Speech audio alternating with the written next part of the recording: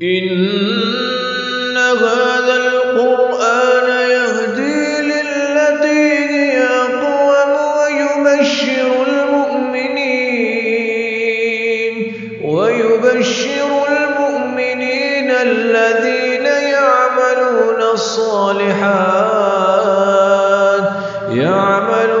الصالحات أن لهم أجرا كبيرا. بسم الله الرحمن الرحيم.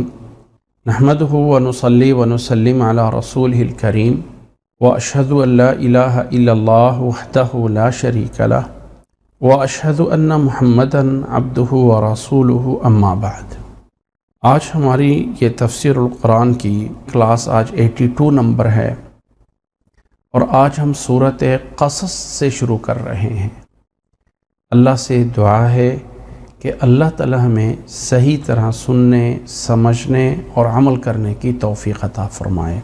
سورۃ قصص قرآن مجید میں یہ سورت 28 نمبر پہ یہ سورت آتی ہے اور یہ سورت مکی سورت ہے.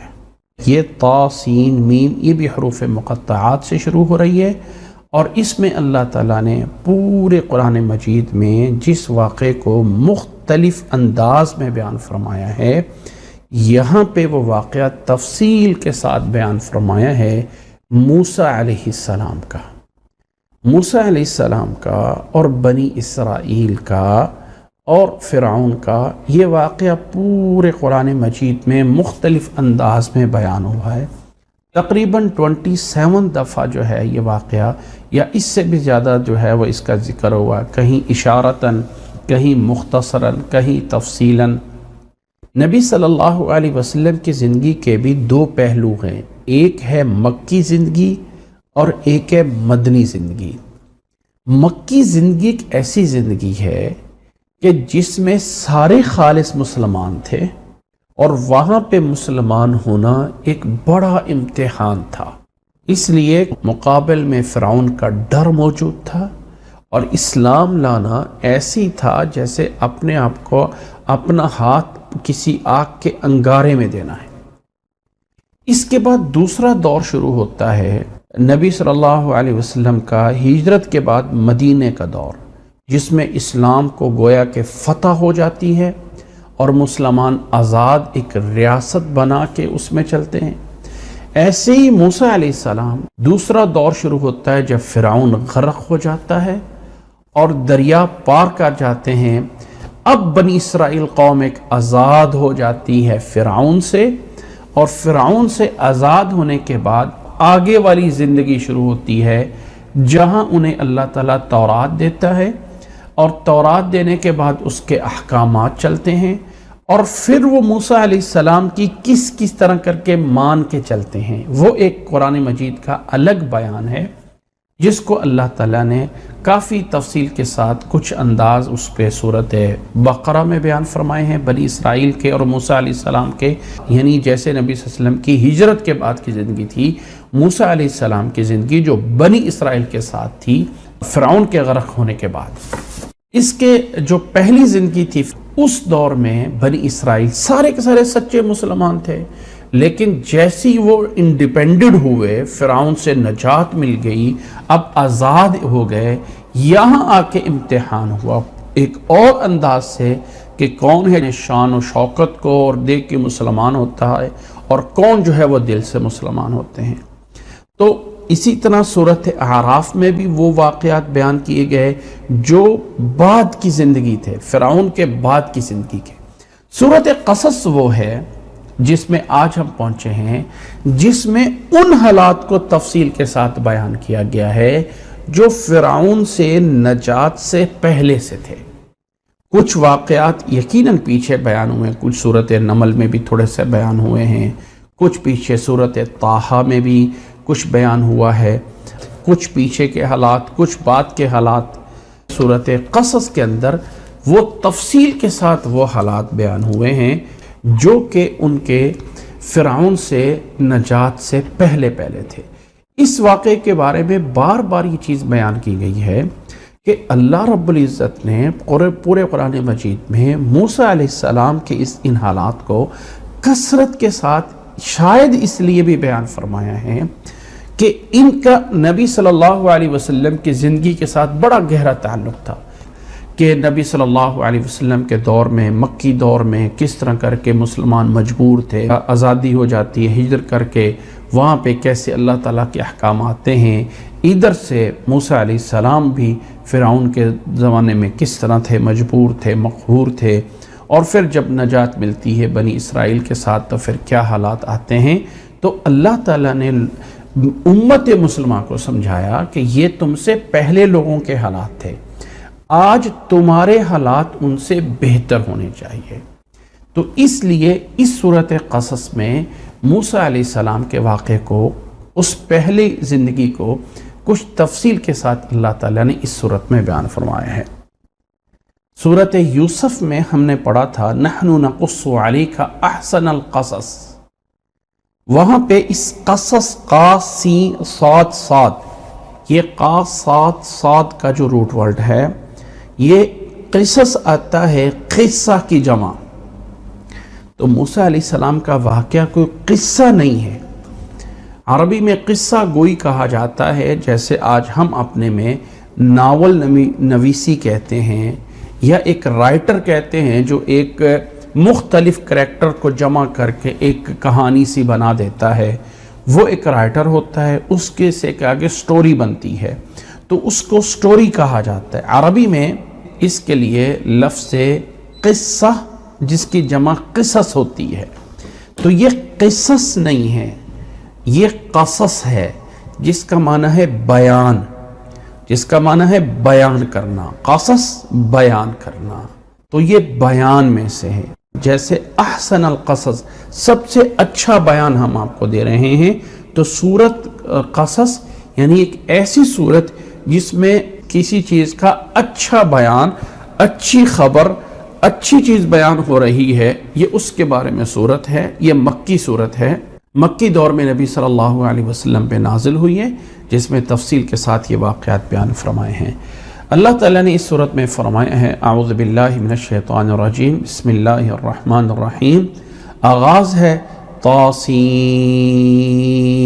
میم، حروف مقطعات ہیں طا، سین اور میم، جیسے ہم الف با تا میں سے پڑھتے ہیں الف با تا سین، اسی طرح ہی یہاں پہ بیان ہے طا سین میم۔ نوٹ کر لیں یہ قصص انبیاء نہیں ہے، قصص میں سے ہے۔ جب ہم کہتے ہیں نا قصص النبیین، وہ ایک اور چیز ہوتی ہے۔ قصص النبیین میں آتا ہے کہ انبیاء علیہ السلام کے واقعات یا قصص، یہاں پہ جب قصص بولا گیا ہے تو یہاں ہے بیان، سمپل سپیچ۔ اب اس میں قصص القرآن بھی آ سکتا ہے، قصص النبیین بھی آ سکتا ہے، قصص جمع ہے قصت ان کی۔ تو اللہ تعالیٰ نے اس صورت میں صرف قصص تو نہیں نہ بیان کی، آگے چل کے اور بھی بہت کچھ بیان فرمایا ہے۔ تو اللہ نے فرمایا طاسین میم، حروف مقطعات جن کا حقیقی معنی اللہ کے علاوہ کوئی نہیں جانتا ہے۔ تو حکمت یہ بیان کی جاتی ہے کہ حروف مقطعات صورتوں کے شروع میں ایک انوکھا انداز تھے، کہ اس طرح کا انداز، اس طرح کی چیز پہلے عربوں کے ہاں معروف نہیں تھی۔ اکثر شعراء یہ ہوتے ہیں کہ ایک منظم ان کے قصیدے ہوتے ہیں، کچھ قصیدے، کچھ غزل، کچھ نظم، قافیے، یعنی مرتب کر کے ان کے مختلف انداز ہوتے ہیں، جن میں اشعار بھی ہوتے ہیں، جن میں ابیات بھی ہوتے ہیں، جن میں کچھ ایسا انداز بھی موجود ہوتا ہے کہ چند شعروں کا مجموعہ مل کے، اکٹھا مل کے وہ غزل بن جاتی ہے، وہ قصیدہ بن جاتا ہے، کچھ اس طرح کے الفاظ اور ہوتے ہیں۔ اب وہ جو مجموعہ تھا وہ عموماً کسی انوکھے شعر سے شروع کیا جاتا ہے، تاکہ پہلے شعر کو سننے کے بعد لوگ آگے والے اشعار میں جو ہے وہ دلچسپی لیں گے۔ آگے والے میں پہلا شعر بڑا زور کا بول دیا جاتا ہے۔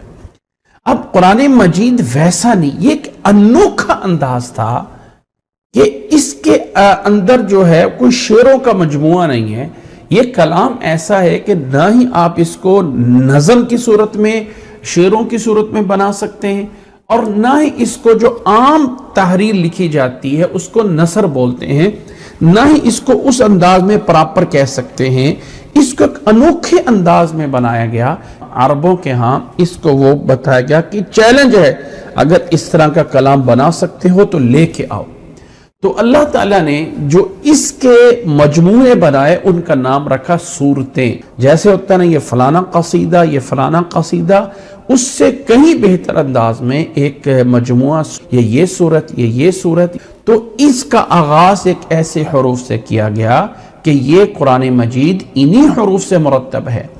اگر تم یہ کہتی ہو کہ یہ اللہ کے علاوہ کہیں اور سے ہے تو آؤ انہی حروف سے کو تم کوئی دوسرا بنا کے دکھا دو۔ تو اللہ تعالیٰ نے یہ گویا کہ اشارتاً چیلنج دیا اور پھر فرمایا تِلْکَ آیات الکتاب المبین، یہ آیات ہیں ایک روشن کتاب کی، یہ بڑی روشن کتاب ہے جس کی آیات آپ پہ نازل کی جا رہی ہیں۔ آغاز ہے نتلو علیک من نبأ موسیٰ وفرعون بالحق لقوم یؤمنون۔ اللہ تعالیٰ نے فرمایا نتلو علیک، ہم بیان کرتے ہیں آپ پہ، ہم تلاوت کرتے ہیں آپ پہ، ہم آپ کے سامنے بیان کرتے ہیں۔ تلا یتلو جس کا معنی ہوتا ہے تلاوت کرنا، یعنی ایک ایسا بیان دینا جو ایک تسلسل کے ساتھ ہوتا ہے۔ اب اللہ تعالیٰ کی طرف سے تلاوت کیا نسبت ہے؟ یعنی اللہ تعالیٰ کی طرف سے اس کا بیان کرنا، بتانا، یہ ہے اللہ تعالیٰ کی طرف سے اس کی تلاوت کرنا۔ ہم بیان کرتے ہیں آپ پہ موسیٰ علیہ السلام کی خبر سے اور فرعون کی خبر سے بالحق، سچائی کے ساتھ، سچی چیز کے ساتھ۔ یعنی ہم آپ پہ جو بیان کر رہے ہیں نا، یہ سچ اور صحیح واقعہ بیان کر رہے ہیں۔ لوگوں میں عموماً ہو سکتا ہے کسی واقعے میں کمی بیشی کی ہو، جو آپ لوگوں تک بات پہنچی ہوئی ہے اس میں کوئی صحیح خبر نہ ہو، لیکن ہم جو آپ کو بتا رہے ہیں بالحق، یعنی سچ کے ساتھ بتا رہے ہیں۔ لِقَوْمِ یُؤْمِنُونَ، ان لوگوں کے لیے بتا رہے ہیں جو ایمان لاتے ہیں۔ یعنی گویا کہ اس واقعے کا بتانا بھی اللہ کے نبی صلی اللہ علیہ وسلم کے صداقت کی دلیل ہے، کیونکہ یہ واقعہ کہاں سے سنا ہے، کہاں سے پڑھا ہے؟ آپ کو تو کوئی استاد نہیں ہے، آپ صلی اللہ علیہ وسلم نے کہاں سے سنا ہے؟ یہ اس بات کی دلیل ہے ایمان کی، اس لیے فرمایا لِقَوْمِ یُؤْمِنُونَ کہ یہ ان لوگوں کے لیے، اس قوم کے لیے جو ایمان لاتے ہیں۔ اب فوری واقعہ شروع ہو جاتا ہے، کوئی لمبی تمہید نہیں ہے، صرف یہ ہے کہ قرآن مجید ایک روشن کتاب ہے اور ہم آپ کو موسیٰ اور فرعون کا واقعہ بیان کرتے ہیں سچائی کے ساتھ۔ بس اتنی سی تمہید کی اور واقعہ شروع ہوا۔ ان فرعون علا فی الارض وجعل اہلہا شیعا یستضعف طائفۃ منہم یذبح ابناءہم ویستحیی نساءہم انہ کان من المفسدین۔ اللہ تعالیٰ نے فرمایا ان فرعون، بے شک فرعون۔ اب فرعون کے بارے میں جو جو چیزیں بیان کی ایک ایک چیز سنیے گا۔ پہلی چیز علا فی الارض، فرعون نے کیا کیا تھا؟ زمین پہ سرکشی کی۔ علا یعنی یہ عین کے بعد اگر آ جائے لام کے بعد الف باقاعدہ کھڑا ہوا، یہ جو الف ہے اس کا معنی ہوتا ہے، علا کا معنی ہوتا ہے اس سرکشی کرنے سے، بغاوت کرنے سے، ظلم کرنے سے ہوتا ہے۔ اور ایک ہوتا ہے علا جس کے بعد لام کھڑا آ جاتا ہے، وہ اوپر کے معنی میں ہوتا ہے، جیسے کہ یہ وَنُرِيدُ أَن نَّمُنَّ عَلَى الَّذِينَ، یہ اگر آتا ہے نا تو علا، یہ عَلَى الَّذِينَ آگے مل رہا ہے تو اس لیے علا پڑھا جا رہا ہے۔ اس علا میں اور اس علا میں فرق یہ ہے کہ یہ علا جو الف کے ساتھ یہ ورب ہے، اور یہ علا جو ہے یہ حرف ہے، حرف جر میں سے ہے۔ اور یہ علا یعلو، علا یعلو یعنی کسی کے اوپر بلند ہو کے سرکشی کرنا، یہ اس معنی میں آتا ہے کہ فرعون نے زمین پہ سرکشی کی۔ یہ پہلا فرعون کا کام تھا۔ دوسرا وَجْعَلَ أَهْلَهَا شِيَعًا، اور دوسرا وہاں کے لوگوں کو اس نے گروہوں میں تقسیم کر دیا تھا، وہاں کے لوگوں کو اس نے گروپوں میں بنا دیا تھا۔ اب یہاں پہ ایک بات سنیے گا، قرآن مجید کو اگر ایک انسان اس نظریے سے پڑھتا ہے، جو انسان دماغ میں لے کے آتا ہے نا سوچ، بعض دفعہ اس میں کوئی نہ کوئی اس چیزیں کو مل جاتی ہیں۔ اب ایک انسان جو ہے اگر کسی کی برائی کرنے کے لیے آ جائے اور اس آیت کو اپنے مطلب کے لیے پڑھ لے کہ وَجْعَلَ أَهْلَهَا شِيَعًا، کہ فرعون نے وہاں کے رہنے والے لوگوں کو شیعہ بنا دیا تھا، وہ کہنے والا ترجمہ تو کر سکتا ہے نا۔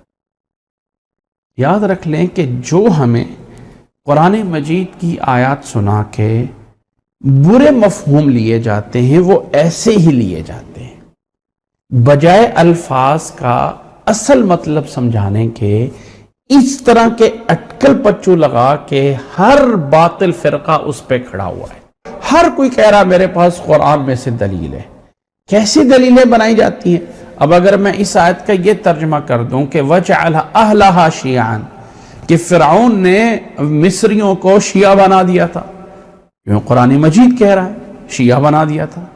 حالانکہ یہاں پہ قرآن مجید اور چیز بتانا چاہتا ہے کہ فرعون نے وہاں کے لوگوں کو آپس میں متحد کرنے کی بجائے ان کو گروہوں میں تقسیم کر دیا تھا۔ گویا کہ مذمت ہے، مذمت اور برائی کی جا رہی ہے کہ حکومت کی طرف سے پارٹی بازیاں نہیں ہونی چاہیے۔ اچھا، اس پر اگلا جرم فرعون کا کیا تھا؟ تیسرا اس کے اوپر جو ہے الزام کیا تھا، یعنی اس کا تیسرا جرم کیا تھا؟ یستضعف طائفة منہم، تیسرا اس کا جرم یہ تھا کہ ان گروہوں میں سے ایک گروہ کو، ایک طائفہ کو وہ کمزور کرنا چاہتا تھا۔ یستضعف جس کا معنی ہے شروع میں اگر یا سین اور تا آ جائے نا، اس کا معنی ہوتا ہے کہ یہ انسان اس چیز کو طلب کر رہا ہے، چاہت کر رہا ہے۔ یستضعف یعنی وہ ان کو ضعیف کرنے کی کوشش کر رہا تھا، اصل میں وہ ضعیف نہیں تھے لیکن وہ ان کو ضعیف کرنا چاہ رہا تھا، تلا ہوا تھا اس پہ۔ یستضعف طائفة منہم، وہ ان میں سے ایک گروہ کو کمزور کرتا تھا۔ کس طرح کر کے؟ یذبح ابناءہم ویستحیی نساءہم، کہ فرعون ان کے بچوں کو، ان کے بیٹوں کو ذبح کرتا تھا، ویستحیی نساءہم، اور ان کی نساء کو زندہ رکھتا تھا۔ یستحیی کا معنی زندہ، یذبح کا معنی جو ہے ذبح کرنا۔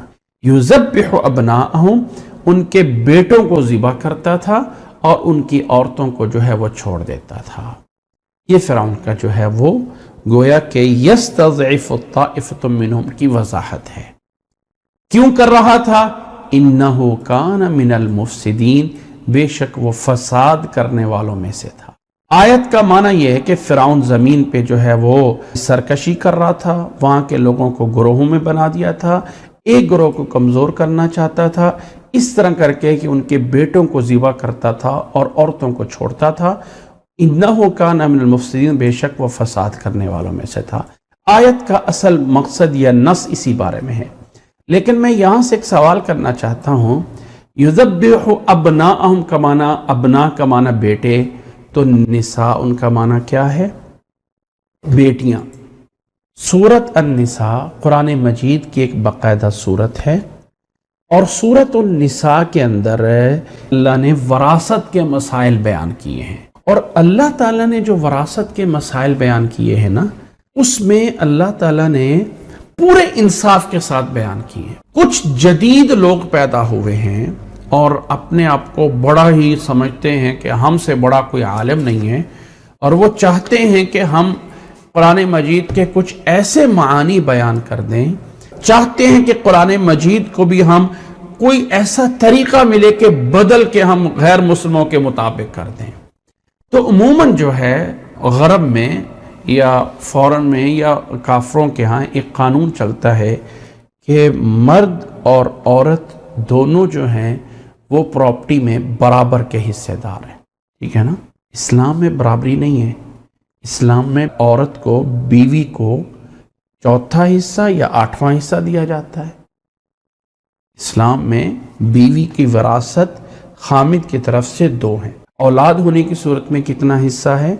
8वां हिस्सा, 2 हिस्से। अब वो कहते हैं कि इस्लाम ने बीवी को चौथा हिस्सा दे के या 8वां हिस्सा दे के जुल्म किया है। अब खामिद के बाद बीवी कहाँ जाएगी? भाई खामिद के बाद जो खामिद की प्रॉपर्टी है उसमें चौथा हिस्सा देकर ये 8वां हिस्सा देके बाकी क्या किया है? बाकी तो औलाद ही को दिया है ना, बेटे और बेटियों को दिया है। बाकी सारा बेटी, यानी अगर बेटे और बेटियां मौजूद है ना तो बेटे और बेटियों को उसके अंदर जो है वो बेटे को दुगना दे दिया है बेटी की बनिस्बत, और बेटी को हिस्सा दिया। क्यों? हो सकता है फौत होने वाले शोहर वाली बीवी आगे शादी कर सकती है, दूसरे खामद इसको कफील बन सकता है। ठीक है, बेटियां जो होंगी वो आगे दूसरे घर में जाके उनके यहां उनका खामद उनके लिए कर सकता है। बेटों को दूसरा बाप तो नहीं ना मिल सकता, बेटियों को खामद मिलेगा, मां को भी दूसरा खामद मिल सकता है। लेकिन कुछ लोग इससे इतने मरऊब हैं और कहते हैं कि अगर हमने बीवी का चौथा हिस्सा या 8वां हिस्सा कर दिया तो नौज बिल्ला बड़ा जुल्म है। अब वो जो आयत है ना उसमें ये बदलते हैं कि अल्लाह ताला ने फरमाया है यूसीकुमुल्लाहु फी औलादिकुम लिज़्ज़करि मिस्लु हज़्ज़िल उन्सयैन फ़इन कुन्ना निसाअन फ़ौक़ इस्नतैनि फ़लहुन्ना सुलुसा मा तरक। अब उस निसाउन का माना वो बीवियां कर देते हैं, जबकि वहां मुराद उससे बेटियां हैं। फ़इन कुन्ना निसाअन, और दावा यह किया जाता है कि पूरे कुरान मजीद में लफ्ज़ निसाउन बेटियों के बारे में तो इस्तेमाल ही नहीं हुआ। लफ्ज़ निसा तो बीवी के बारे में, औरत के बारे में आता है। यूसीकुमुल्लाहु फी औलादिकुम लिज़्ज़करि मिस्लु हज़्ज़िल उन्सयैन फ़इन कुन्ना निसाअन फ़ौक़ इस्नतैनि। तो वो मजबूर है लफ्ज़ निसा को बीवी के माने में करने के लिए, सिर्फ ये माना लेने के लिए कि बीवी को हम चौथा हिस्सा या 8वां हिस्सा नहीं देंगे, बल्कि बीवी को जो है वो 2/3 हिस्सों में और उसमें लेके जाएंगे, ताकि हम ये कह सके भाई क्यों इतना मरऊब हो रहे हैं, क्यों अपने सर पे परेशानी उठा रहे हैं। और दावा यह है कि लफ्ज़ निसा कुरान मजीद में औरत या बीवी के लिए इस्तेमाल हुआ, बेटी के लिए तो हुआ ही नहीं है। जबकि यह आयत कुरान मजीद में कितनी जगह पे मौजूद है, युज़ब्बिहु अब्नाअहुम व यस्तहयी निसाअहुम, कि फिरौन उनके बेटों को ज़िबा करता था, और बेटों के मुकाबल में जो लफ्ज़ निसा इस्तेमाल हुआ है ये बेटी ही के माने में इस्तेमाल हुआ है। इसलिए मैं ये हाईलाइट इसलिए कर दिया, ये मैंने वहां पर भी बताया था जब हमने सूरत निसा को पढ़ा था, लेकिन वहां पे शायद ज़हन में ना रहा हो तो बात को मजीद पुख्ता हो जाए कि यहां निसाउन बमाना बेटियों के है, और निसा अगरचे औरत के लिए इस्तेमाल होता है तो औरत में बेटी भी है, बीवी भी है, मां भी है, बहन भी है। लेकिन यहां पे करीना दलील मौजूद है, पीछे अबनाअहुम व मुकाबिल निसाअहुम है, तो इससे मुराद बेटियां हैं। उम्मीद है कि बात समझ आई है। कुरान मजीद से जो लोग अपनी तरफ से एक पहले नजरिया बना लेते हैं और फिर चाहते हैं हम कुरान मजीद से नाउज़ बिल्लाह अपनी जान छुड़ाएं या अपने मतलब का माना निकाल लें, तो वो इस तरह के अटकल पच्चू लगा के अपने मतलब की दलीलें निकालते हैं। और जिसमें जिम्मेदारी है उन लोगों की जो सुनने वाले हैं, उन लोगों की जो मसाइल पूछने वाले हैं, कि जरा दिमाग खोल के अक्ल को जरा रोशन करके कुरान मजीद को समझा जाए तो अल्लाह ताला पूरी चीजें वाज़ेह कर देता है। तो अल्लाह ताला ने यहाँ फिरऔन के बारे में फरमाया कि जमीन पे वो जो है वो ज्यादती कर रहा था, तकब्बुर कर रहा था, और वहां के लोगों को उसने ग्रोहों में बना के यस्तज़इफ़ु ताइफ़तम मिनहुम, एक ग्रोह को कमजोर कर रहा था, उनके बेटों को ज़िबा करता था, बेटियों को जिंदा छोड़ता था, और इन्नहु काना मिनल मुफ़्सिदीन, और वह फसाद करने वालों में से था। अब यहां से अगली बात देखिए। उमूमन मशहूर यह है कि फिरऔन ये इसलिए करता था کہ اس کو خواب آیا تھا کہ اس کی رعیہ کے اندر، اس کے لوگوں کے اندر ایک ایسا بچہ پیدا ہو رہا ہے کہ جو آ کے اس کی حکومت کو گرائے گا۔ ایک روایت یہ ہے۔ دوسری روایت یہ ہے کہ اس کو نجومیوں نے اور کاہنوں نے بتایا تھا فرعون کو کہ تیری سلطنت میں ایک ایسا بچہ پیدا ہوگا جو آگے تیری سلطنت کو گرائے گا۔ اور تیسری بات یہ ہے کہ دونوں چیزیں ہوئی ہیں، خواب آیا تھا اور خواب کی تعبیر اس کو نجومیوں نے اور جادوگروں نے اور کاہنوں نے یہ بتایا تھا کہ اس خواب کی تعبیر یہ ہے کہ تیری رعایا کے اندر ایک بچہ پیدا ہوگا، اور اس بچے سے بچنے کے لیے فرعون نے بچوں کو قتل کرنا شروع کر دیا تھا۔ لیکن یہ بات نبی صلی اللہ علیہ وسلم کی احادیث سے یا نبی صلی اللہ علیہ وسلم کے کسی بیان سے ہمارے پاس ثابت نہیں ہے۔ یہ سارے کے سارے بنی اسرائیل کی روایات ہیں جن کے بارے میں ہم کہہ سکتے ہیں پتہ نہیں سچ ہے یا پتہ نہیں جھوٹ ہے۔ قرآن مجید کا بیان یہ ہے کہ یستضعف طائفۃ منہم، وہ بچوں کو اس لیے قتل کرتا تھا کہ وہ اصل میں اس گروہ کو اور اس فرقہ یا اس طبقے کو کمزور کرنا چاہتا تھا۔ قرآن مجید بیان کر رہا ہے کہ وہ قتل اس لیے کر رہا تھا، وضاحت ہے یستضعف طائفۃ منہم، ایک گروہ کو ان میں سے کمزور کر رہا تھا، کس لیے کہ یذبح ابناءہم ویستحیی نساءہم۔ قرآن مجید کا بیان یہ ہے کہ فرعون کے قتل کرنے کی وجہ نہ ہی خواب تھا، نہ ہی کوئی کاہنوں یا نجوموں کا کوئی بیان تھا، اصل وجہ یہ تھی کہ اس کو پتا تھا کہ بنی اسرائیل کی قوم ایک ایسی قوم ہے جو پیچھے سے ایک نسلی قوم ہے، ایک نسل پرست آ رہے ہیں، اور جن کا اپنا ایک منشور ہے، مذہب ہے، ان کا قانون ہے کہ ہم نے اللہ کی عبادت کرنی ہے، کسی کا غلام نہیں بننا ہے۔ اس لیے وہ اس قوم کو کمزور کرنا چاہتا تھا کہ تاکہ اس کی حکومت تب رہ سکتی ہے کہ یہ اسلام کا نام لینے والوں کو کمزور کیا جائے۔ اگر ہم اسلام کے نام لینے والوں کو پاور میں دیں گے تو ہم حکومت نہیں کر سکتے۔ اور آج شیطان نے اسی پہ چڑھایا ہوا ہے کہ اگر اسلام پاور میں آ گیا تو دنیا میں کوئی اور حکومت نہیں کر سکے گا۔ اس لیے ٹارگٹ جو ہے کسی نہ کسی طریقے سے اسلام والوں کو بناتے رہو کہ کسی نہ کسی طریقے سے مسلمانوں کو کمزور کرنا ہے۔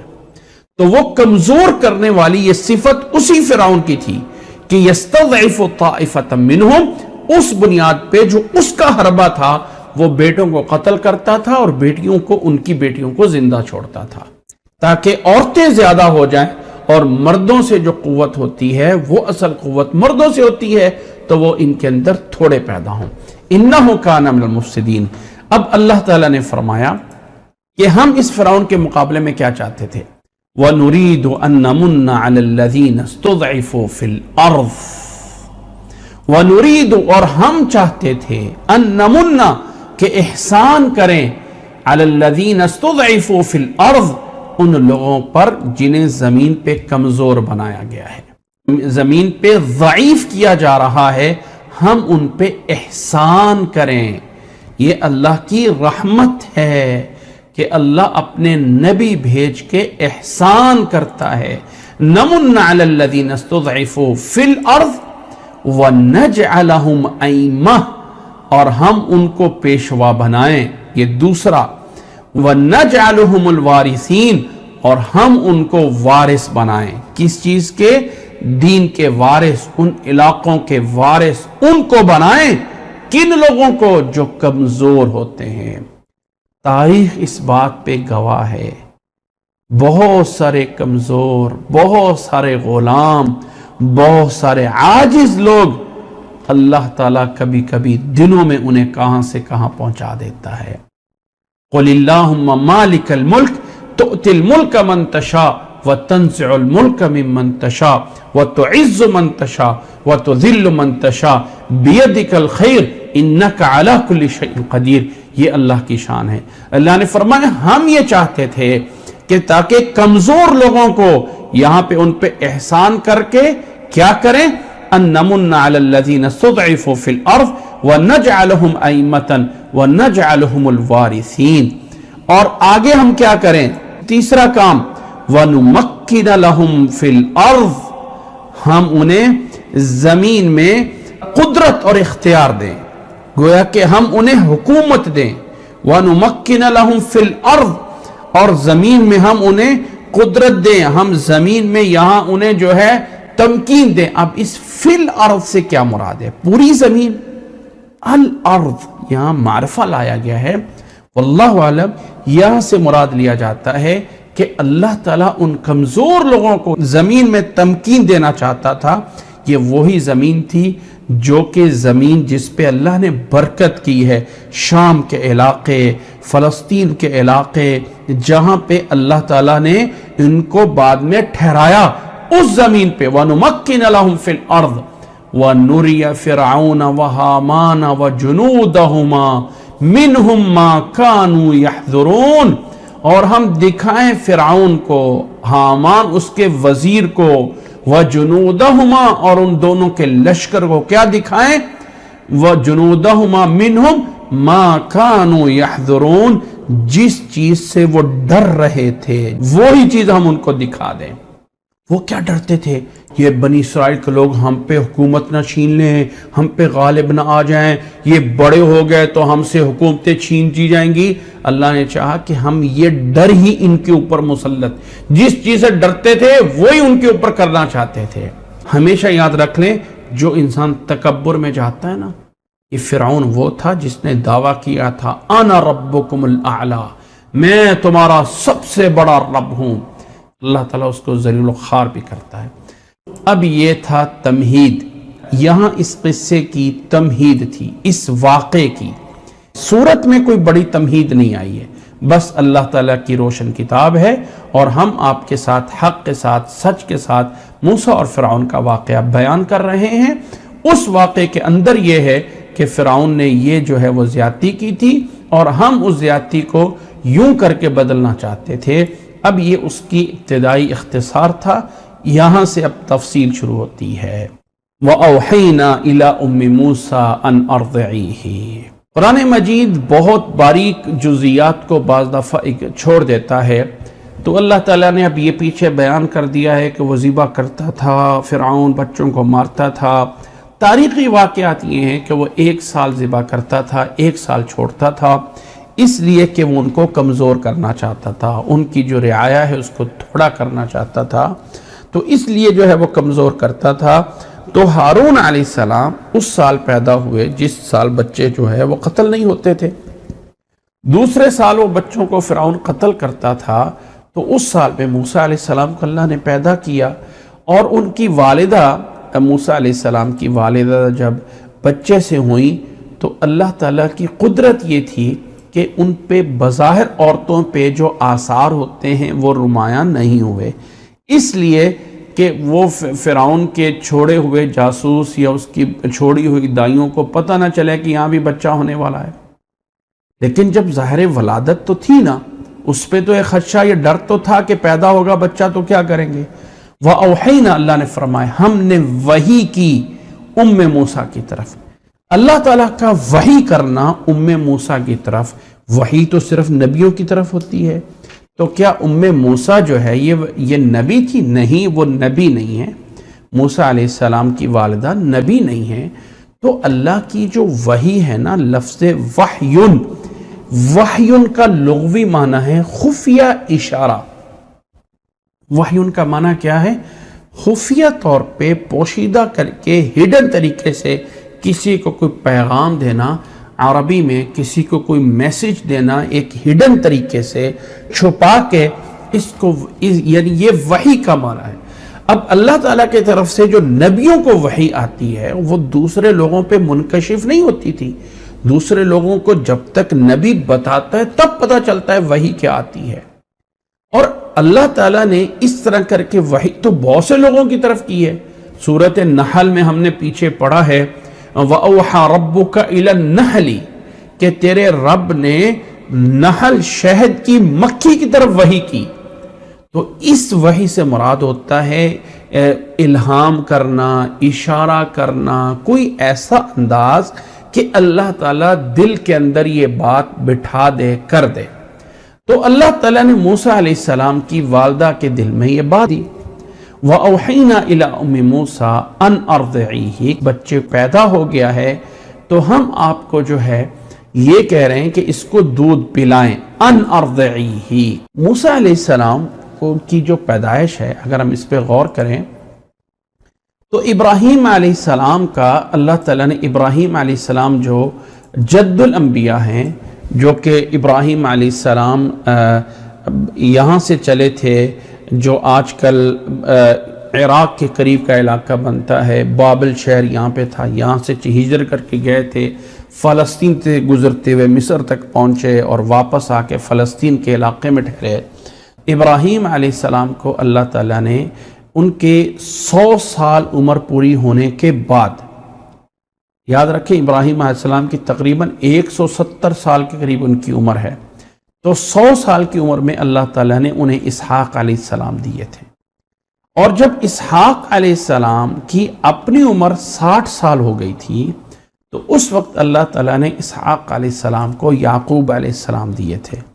اور جب یعقوب علیہ السلام کی بڑھاپے میں اللہ تعالیٰ نے یہ بچے دیے تھے، جب ان کی عمر جو ہے وہ یعنی 86 سال کی ہو گئی تھی۔ یہ میں تاریخی واقعات بتا رہا ہوں، قرآن مجید میں یہ ڈیٹیل نہیں موجود ہے، یہ ان کی ہسٹری میں موجود ہے، قرآن مجید میں ان کی عمر یہ نہیں موجود ہے۔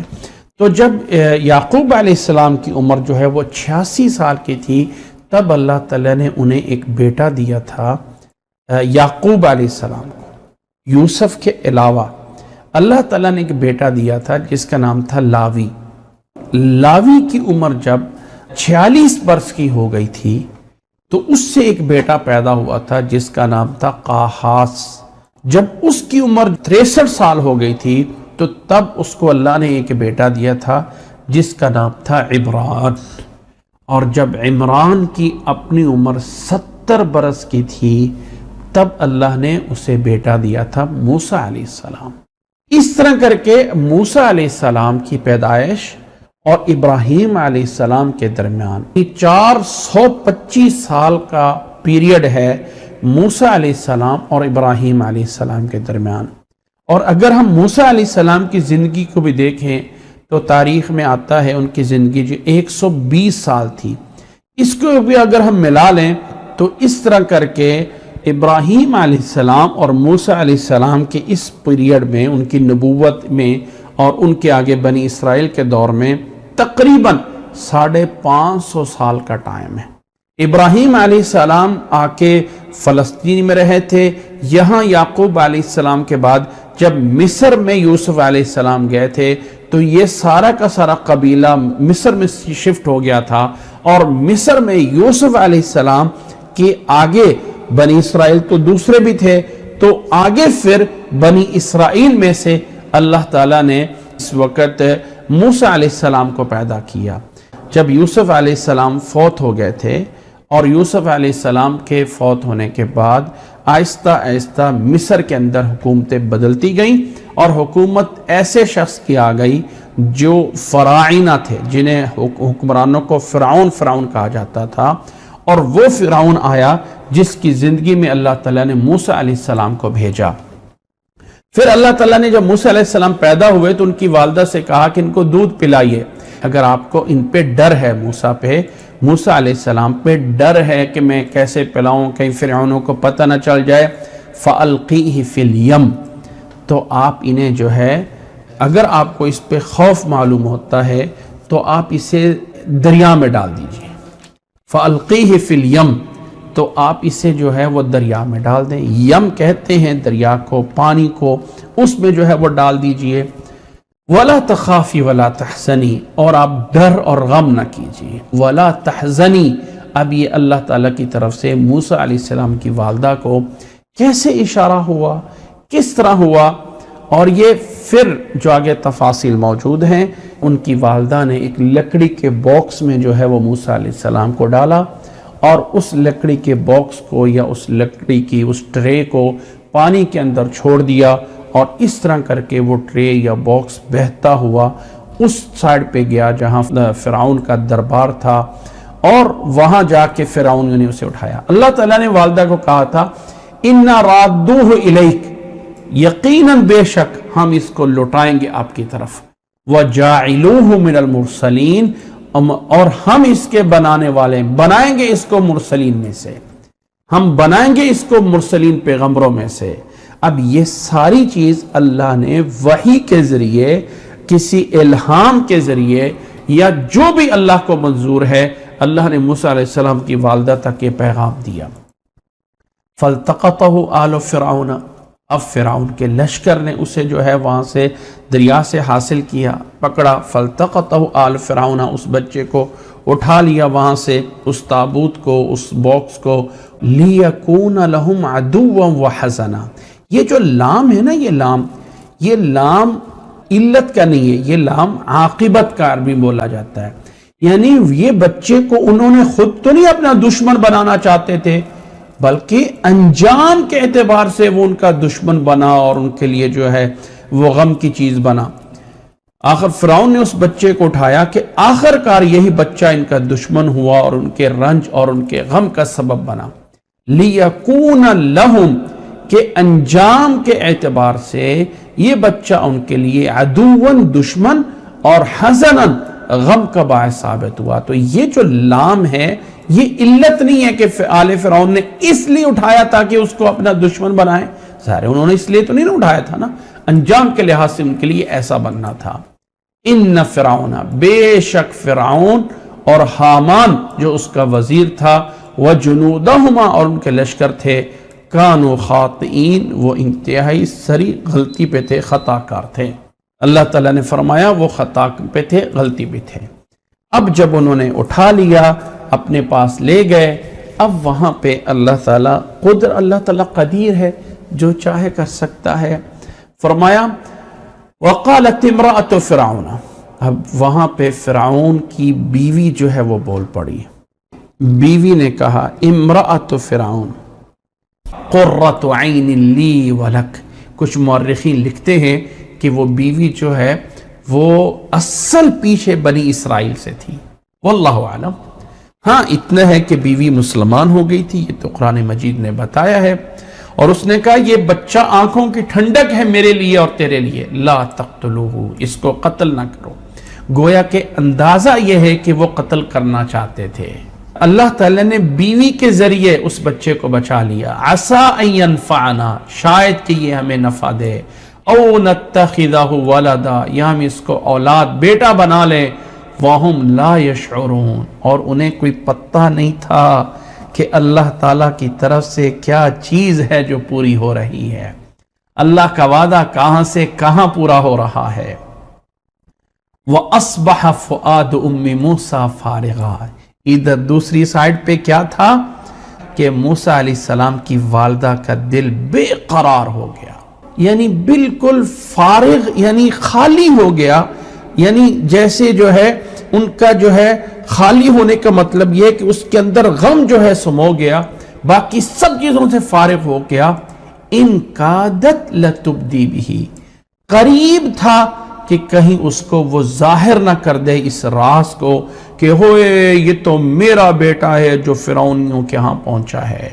لولا ربطنا علی قلبها، اگر ہم نے اس کے دل کو مضبوط نہ کیا ہوتا۔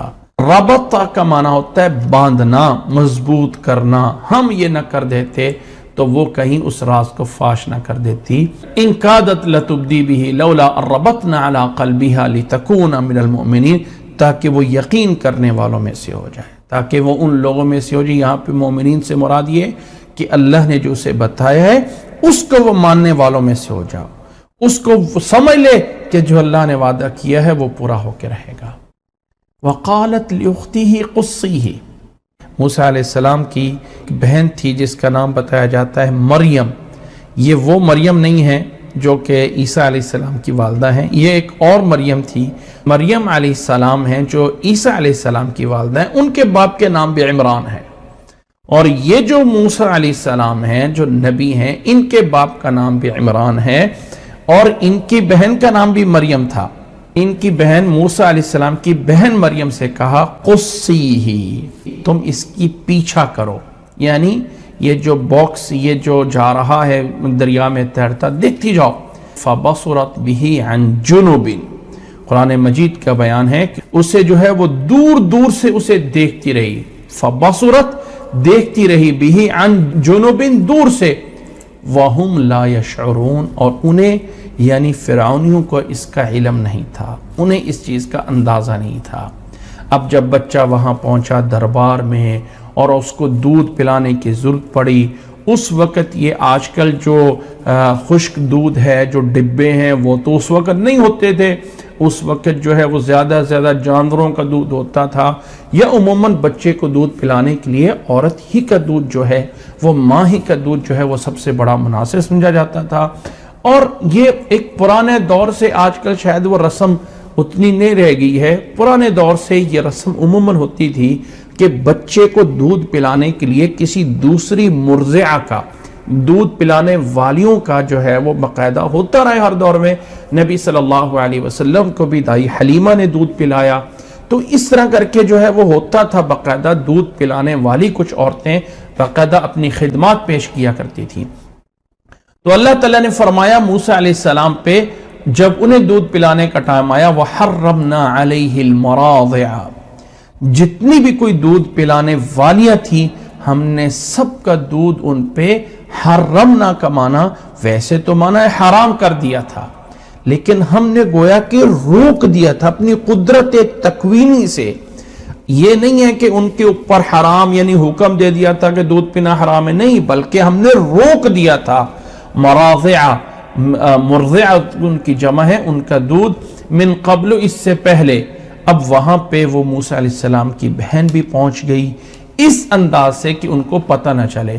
فقالت هل ادلکم علی اہل بیت یکفلونہ لکم، میں کیا تمہیں کوئی ایک ایسا گھرانہ نہ بتاؤں، ایسا گھرانہ نہ بتاؤں جو اس بچے کی تمہارے لیے جو ہے وہ صحیح پرورش کر سکیں، وَهُمْ لَهُ نَاصِحُونَ اور اس کے خیر خواہ ہوں.